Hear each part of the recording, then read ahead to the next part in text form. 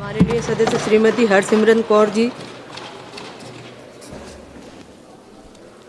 शुक्रिया मैडम 2014 और 2019 के मैनिफेस्टो में भारतीय जनता पार्टी ने लिखा था कि ये 33% वुमेन रिजर्वेशन बिल ये लेके आएंगे, लेकिन 9.5 साल बाद सितंबर 2023 में फाइनली स्पेशल सेशन ही बुला के ये बिल वो लेके आए।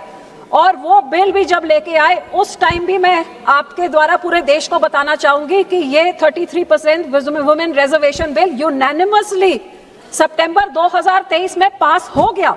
जिस तरीके से ये बिल लेके आए थे कि वो सेंसस होगा, डिलिमिटेशन होगी और तब जाके 33% रिजर्वेशन मिलेगा, उस टाइम भी सारे विरोधियों ने कहा था कि आप ये 2024 से 6 महीने पहले आप लेके आ रहे हैं, आप जैसे हैं आप ऐसे पार्लियामेंट में ही भी आप 33% आप रिजर्वेशन आज ऐलान करिए और अगले जनरल इलेक्शन में करिए।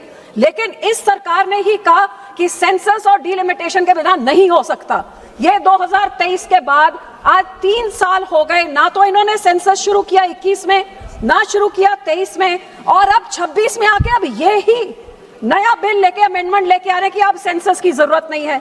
जब 23 में बोलते थे, हम लोग बोलते थे कि जरूरत नहीं है, आप ऐसे लागू करते, इन्होंने कहा कि उसकी जरूरत है। आज यही बुलडोज करके कह रहे हैं कि अब नहीं जरूरत है। तो गोल पोस्ट कौन चेंज कर रहा है, नियत किसकी क्या है, ये देश देख रहा है। ये आज इस टाइम इस करके लाया गया है। अभी 2 महीने का बजट सेशन चला है, उस 2 महीने में कुछ नहीं लेके आए। बजट सेशन खत्म होने के बाद 10 दिन बाद एक 3 दिन का सेशन, क्यों? क्योंकि 2 राज्यों, बड़े राज्यों में इलेक्शन जहां कुछ ही दिनों में होने वाला है, वो उसमें मसरूफ हैं। तो क्या ये डिलिमिटेशन वुमेन रिजर्वेशन के आड़ में ये लेके आएंगे, या फिर ये कि इनके बड़े एमपीज बहुत बड़ी पार्टियों के नहीं होंगे तो हम ये भी पास कर देंगे। सो मेरे कहने का भाव ये है कि नियत जो आपकी है उसको देश की जनता देख रही है। मैं फिर भी यहाँ पे, क्योंकि रिजर्वेशन बिल जिस तरीके में भी आए हम उसको सपोर्ट करते हैं।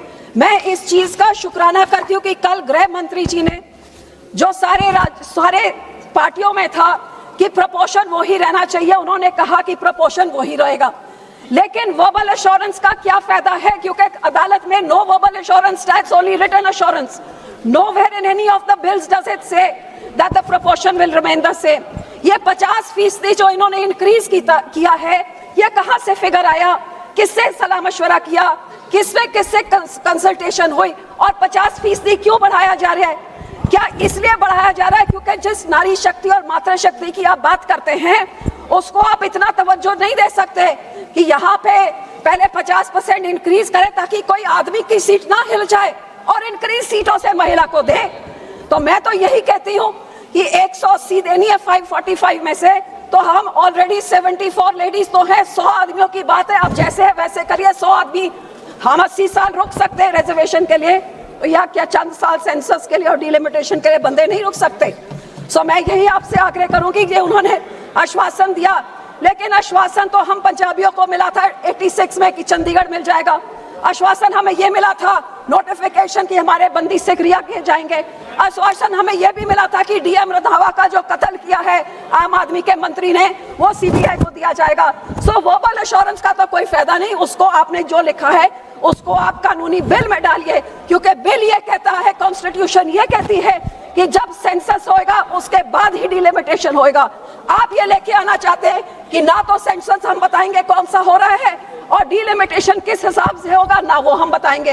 तो आपका निशाना ये है कि सेंसस आप जो मर्जी कराइए, डिलिमिटेशन आप जब मर्जी कराइए, आप अपने नंबरों के बलबूते पे जैसे आप पिछले समय पे करते रहे, you been bulldozing each and every bill, each and every law, that is what you plan to do. और हम इस विमेन रिजर्वेशन के आड़ में जो डिलिमिटेशन का आप काम कर रहे हैं, इसके हम सख्त खिलाफ हैं और इसका साथ हम नहीं देते।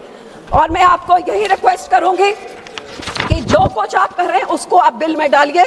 कौन सा सेंसस युद्ध होएगा? हाँ, हम मानते हैं कि proportion of parliament should increase, but it should be in a transparent manner, not in a manner that divides the nation, not in a manner that disadvantages some nation, because federal democracy means equal representation to all। और ये आपकी नियत क्या है, ये देश की जनता देख रही है। मैं यहाँ पे ये भी कहूंगी कि हर बारी जब भी इलेक्शन आती है तभी औरतों की याद आती है। ये 24 में इलेक्शन थी तो 23 में आ गई। कभी बिहार में कोड ऑफ कंडक्ट लगा है तो महिलाओं के खाते में 10,000 रुपए जा रहे हैं। कभी हमारे राज्य में कहा जाता है 1,000 मिलेगा हर महिला को, तो 4 साल निकल जाते हैं, कुछ नहीं मिलता। 6 महीने रिएक्शन में जाते हैं तो एक बार फिर वो बात होती है। कभी कांग्रेस कह देती है घर घर नौकरी मिलेगी।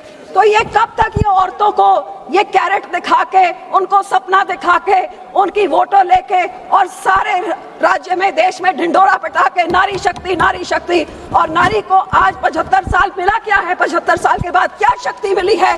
जैसे ये पार्लियामेंट है वो सबको दिख ही रहा है। और अगली पार्लियामेंट कैसी होगी, ये बिल आपका पास होता नहीं होता, किसके साथ क्या समझौता किया है, वो तो चंद घंटों में सबके सामने आ जाएगा। तो मैं यही कहूंगी कि हम 33% रिजर्वेशन औरतों का हमने सपोर्ट किया, हम फुली सपोर्ट करते हैं। गोल पोस्ट आप चेंज कर रहे हैं। पहले आप वो कानून लेके आए थे, अब उस कानून में बदली आप चाह रहे हैं। आप ही ये 33% रिजर्वेशन लागू नहीं होने दे रहे हैं और डिलिमिटेशन रिजर्वेशन के आड़ में जो लेके आ रहे हैं, इसके हम सख्त खिलाफ हैं। ट्रांसपेरेंट कानून बनाइए और औरतों का उनका बनता हुआ हक देइए, तभी ये नारी शक्ति मातृ शक्ति की बात हो सकती है।